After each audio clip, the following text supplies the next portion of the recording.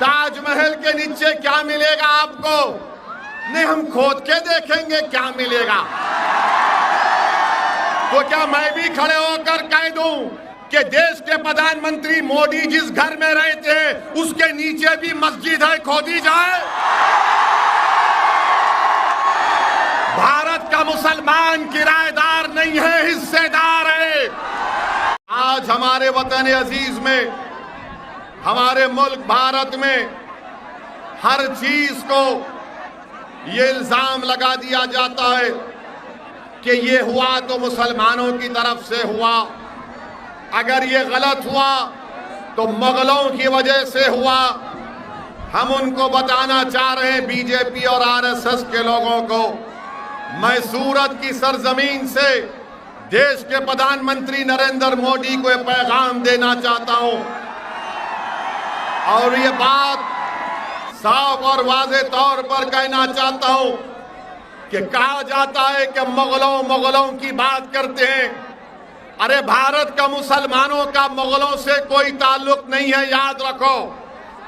हमारा ताल्लुक उन लोगों से है जो अहले दिल थे, सूफी थे, जिन्होंने इस्लाम को भारत को लाया। अगर भारत में पहली मस्जिद मुगलों ने नहीं बनाई थी, भारत में पहली मस्जिद अगर बनाई गई तो केरला में बनाई गई थी।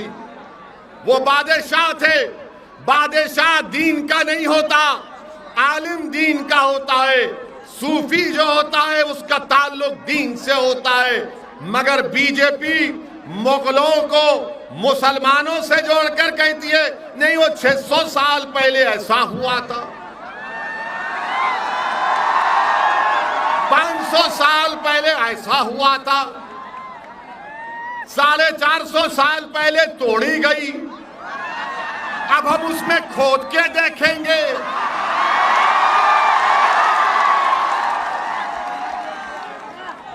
आप बताइए, भारत की तारीख का मुगलों से शुरू होती है।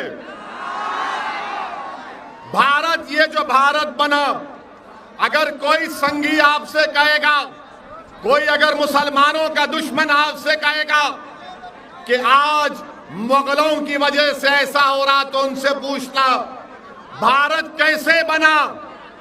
50,000 साल पहले अफ्रीका से लोग भारत को आए थे। कितने साल पहले? 50,000 साल पहले।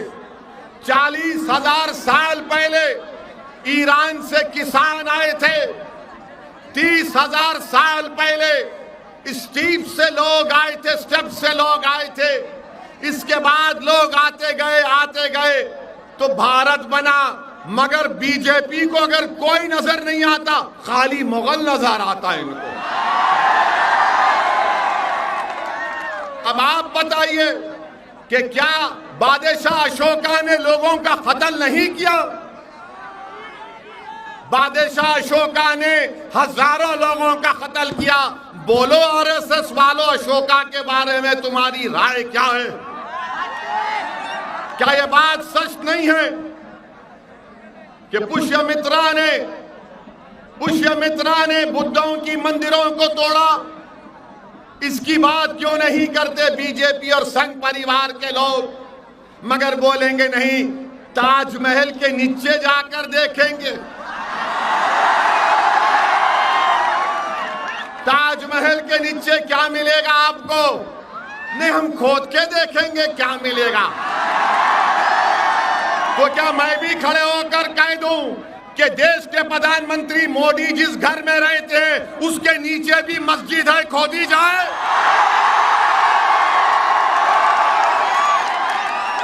अगर तुम्हारी आस्था है तो मेरी आस्था नहीं है। क्या मोदी की आस्था ओवैसी की आस्था से बढ़कर है या बराबर है? बताओ आप। ये देश आस्था पर नहीं चलता मोदी जी। ये देश चलेगा तो संविधान पर चलता था और चलता रहेगा। भारत का मुसलमान किराएदार नहीं है,